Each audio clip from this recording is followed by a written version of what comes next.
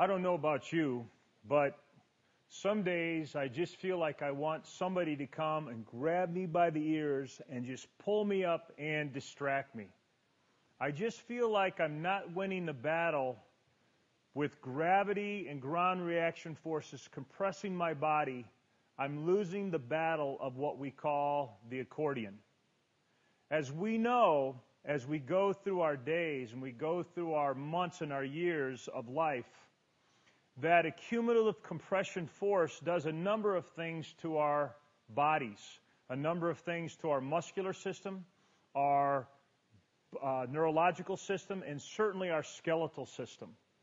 And when we all of a sudden feel that that's causing pain, for example, in our low back, we're trying to say strategically, what could I do to actually, first of all, alleviate the pain, get some, what I would call the opposite of compression, get some distraction in that site, not cause any more pain, but use that distraction exercise or activity in order to facilitate getting me better if I in fact have the low back pain.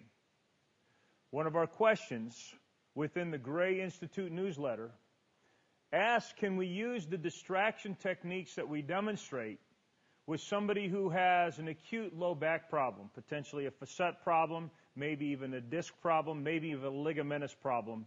Sometimes it's a combination of those. And the answer of that is, well, yes, but let's do it logically. Let's not attack the low back. Let's attack other parts of the body to facilitate a distraction of the low back. In other words, let's understand that the low back many times has its problem because of compression forces in other parts of the body. So, if we're in the true stretch cage, and we're saying, well, let's just try that. Let's see what that means if we just do a distraction. We can do a distraction while we're standing. Of course, we can do a distraction while we're lying down. We can do positional distractions. We can do distractions that are done manually. We can actually hook you to a machine and do a traction distraction on a traction machine. There's a number of ways to do that. Interestingly enough, the more we can do it in the position of function where we have the dysfunction, the better off we're going to be. Let me see if I can say that a different way. If somebody comes to us and says, boy, anytime I bend over, anytime I'm walking, or anytime I'm lifting, or anytime I'm swinging, or anytime I'm dancing, or anytime I'm running, I have low back pain. And we start to identify what that low back pain is. They're also saying that in those positions that I just said, and by definition, all of those positions are standing positions. Can you give me some strategies that while I'm standing, I can get rid of the pain, but also while I'm standing, we can start to treat the cause of my dysfunction? And so, yes, we certainly could use a prone strategy, a supine strategy, a sideline strategy, but in an upright function, we can use the same force that's beating us up in order to help us heal, and that's the force of gravity and obviously ground reaction force. So if I just grab the bars and I just let my knees bend just a little bit, immediately I feel a distraction force, and as my knees bend, I feel it mostly from my shoulders working its way down. So if I just kind of what we call bottom out, and I use the position of my hands as the driver, I can create a reaction through the shoulders and certainly through the thoracic spine to begin unloading the spine and help the unloading of the lumbar spine. What's interesting is we again think three-dimensionally, because many times we'll think, well, let's just put our hands here and let's just distract this way. But what we'll also do is we'll move our feet back a little bit, we'll put our hands forward, and so now our distraction has an anterior position of the hands and a posterior position of the pelvis. And so we can kind of do what we call more of a flex distraction. I certainly can do the opposite of that in the sagittal plane. By putting my feet forward and putting my hands back, you can already see the extension, and then all of a sudden say, well, in this case, I'm getting a extension distraction, biased by extension in the sagittal plane. You can already see where we're going. I can then put my hands over here, and now I have a right lateral flexion distraction, and assess to see, does that feel better? Are we getting at things that might be tight, that might be causing the compression forces that ultimately tune up the low back? And so as we're doing the exercise, it's also an assessment. And of course, here I have the left lateral deflection distraction. And then, of course, the one that we, strangely enough, are fearful of out of the gate is the transverse plane. But functionally, if we position ourselves in the transverse plane and add that rotational kind of distraction, we all of a sudden find out that one or the other causes an immediate relief of pain. So all of a sudden, we're going to rotate our body to the right by putting our hands up here on the true stretch, or here. And now in this distraction, all of a sudden, my pelvis relatively is rotated to the left, where my trunk is rotated to the right, while I'm basically wringing myself out in the axial plane, or the what we call the gravitational plane.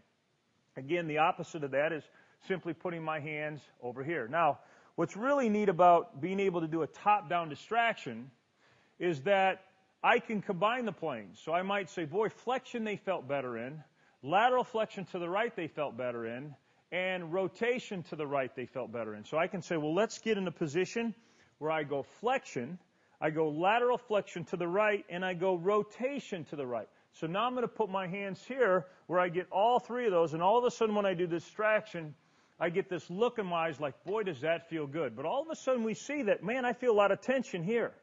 I wonder if it's when I'm doing this and trying to swing a club or reach for something up here, I wonder if it's this limitation that's causing the abnormal reaction in my low back. So as we utilize our distraction techniques from the top down, we begin to say, what first of all is making us feel better, because if I'm the client, if I'm the patient, do me a big favor right out of the gate. Try to get rid of as much pain as you can. But then teach me that distraction technique that I can actually utilize at home, and give me the strategies. Which ones of these do you want me to do? Now, here's another powerful thing. With any of these positional distraction techniques, I can also use drivers from the top. So I can use my head driver to add an additional amount of distraction through my spine.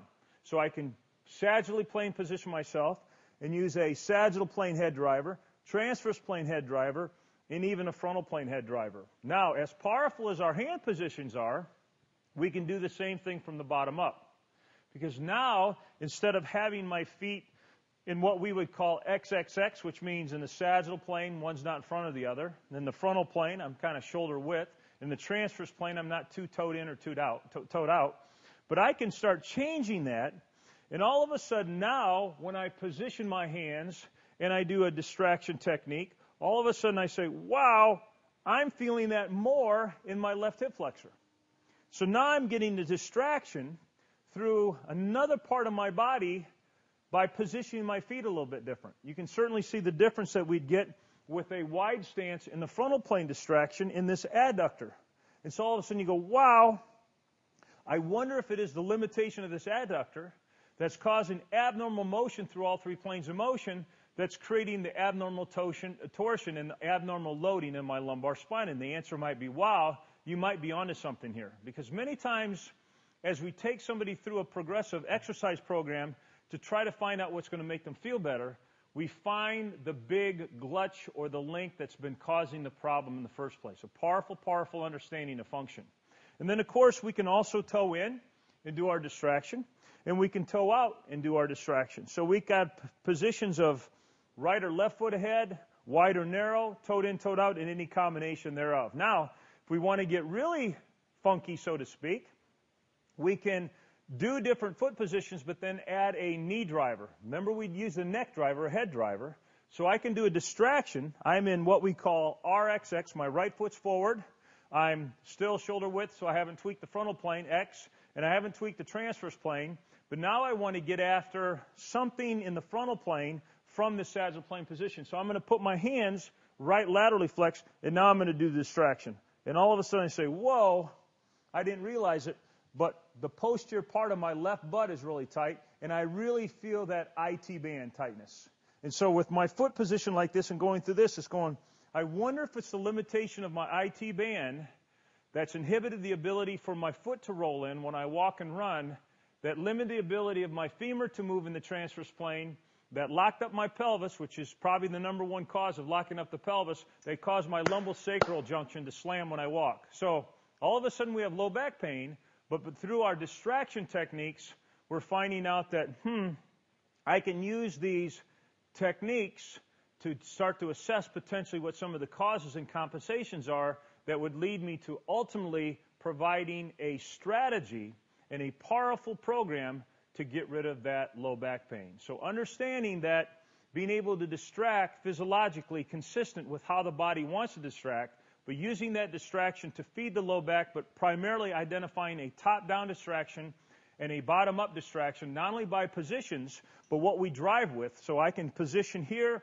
get an extension for my hand position, get a RXX again for my foot position, get the distraction, but now I can actually move my pelvis, and all of a sudden, wow, that's a neat distraction to my right low back that I couldn't have gotten just by putting my hands up on something and letting my knees flex.